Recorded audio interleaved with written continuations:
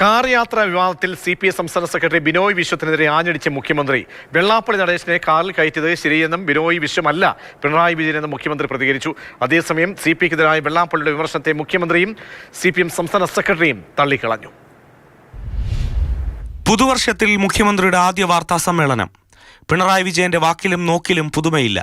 എന്നാൽ പഴയ വീര്യത്തോടെ ആദ്യം പ്രഹരിച്ചത് CPIയുടെ സംസ്ഥാന സെക്രട്ടറിയെ. ബിനോയ് വിശ്വം അല്ലല്ലോ പിണറായി വിജയൻ സ്വീകരിച്ചത് പിണറായി വിജയൻ്റെ നിലപാടാണ്. ബിനോയ് വിശ്വത്തിന് അങ്ങനെ ഒരു നിലപാടുണ്ടാവും. അദ്ദേഹം കാർ കയറ്റിലായിരിക്കും. ഞാൻ കാർ കയറ്റിയത് ശരിയാണ്, അത് ശരിയാണെന്ന് തന്നെയാണ് ഞാൻ ഇപ്പോഴും കരുതുന്നത്. വെള്ളാപ്പള്ളി വിഷയത്തിൽ തള്ളാതെയും കൊള്ളാതെയും സൂക്ഷിച്ചാണ് CPM പ്രതികരണം. വെള്ളാപ്പള്ളിയുടെ മതനിരപേക്ഷ നിലപാടുകളോട് CPMന് യോജിപ്പാണ്.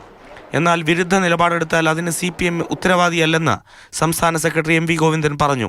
CPIക്കെതിരായ ചതിയൻ ചന്തു പ്രയോഗത്തിൽ വെള്ളാപ്പള്ളി നടേശനെ മുഖ്യമന്ത്രിയും തള്ളി. ഞങ്ങൾക്ക് അങ്ങനെ നിലപാടില്ല. ഞങ്ങൾ ആരുടെയെങ്കിലും നിലപാട് അന്വേഷിച്ചിട്ട് നോക്കുന്ന നിലപാടല്ലല്ലോ. ഞങ്ങൾക്ക് ഞങ്ങളുടേതായ നിലപാടുണ്ട്. ഇല്ല, അതിൻ്റെ ഉത്തരവാദി ഞങ്ങളല്ലല്ലോ. അത് ഉത്തരം പറയേണ്ടത് വെള്ളാപ്പള്ളി നടേശൻ തന്നെ ചോദിക്കാതെ ഉത്തരം പറയുക. CPI എന്ന് പറയുന്നത് ഞങ്ങളുടെ മുന്നണിയിലെ ഏറ്റവും പ്രധാനപ്പെട്ട ഒരു ഘടകകക്ഷിയാണ്. നല്ല ഊഷ്മളമായ ബന്ധമാണ് മുന്നണി കാര്യത്തിൽ ആ പാർട്ടിയുമായി ഞങ്ങൾക്കുള്ളത്. ഏതെങ്കിലും തരത്തിലുള്ള ഒരു വഞ്ചനയും ചതിയും കാണിക്കുന്നു എന്ന തോന്നൽ ഞങ്ങൾക്കാർക്കുമില്ല.